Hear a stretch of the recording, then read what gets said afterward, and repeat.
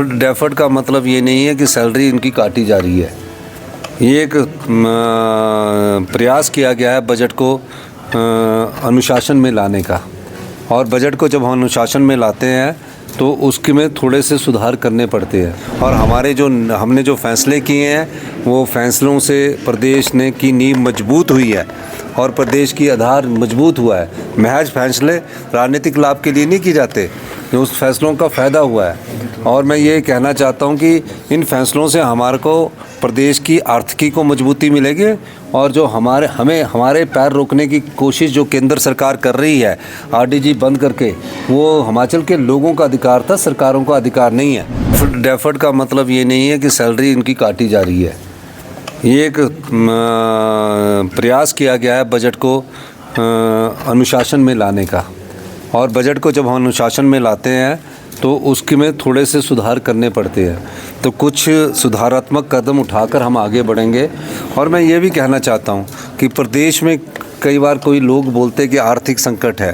हालांकि भारतीय जनता पार्टी ने हमारा जो रेवेन्यू डेफिसिट ग्रांट है वो 10,000 करोड़ रुपया काट दिया है, और मैंने बजट जो रखा है वो 3,000 करोड़ कम करके रखा, 3,900। इसका मतलब ये नहीं है कि हमारे में कोई हम आगे नहीं बढ़ेंगे। हम प्रदेश आत्मनिर्भरता की ओर बढ़ेगा, निश्चित रूप से, इसमें कोई दो राय नहीं है। और हमने जो फैसले किए हैं वो फैसलों से प्रदेश ने की नींव मजबूत हुई है और प्रदेश की आधार मजबूत हुआ है।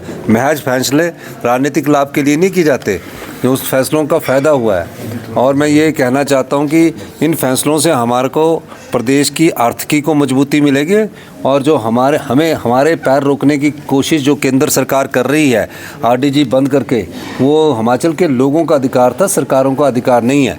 भारतीय जनता पार्टी उस बात का जवाब दे कि आरडीजी के समय आपने हिमाचल प्रदेश के लोगों के साथ खड़े क्यों नहीं हुए? आरडीजी के समय आप शोर करते रहे, आप क्यों नहीं गए रेवेन्यू डेफिसिट ग्रांट के लिए हमारे साथ प्रधानमंत्री जी को मिलने के लिए, फाइनेंस मिनिस्टर को मिलने के लिए?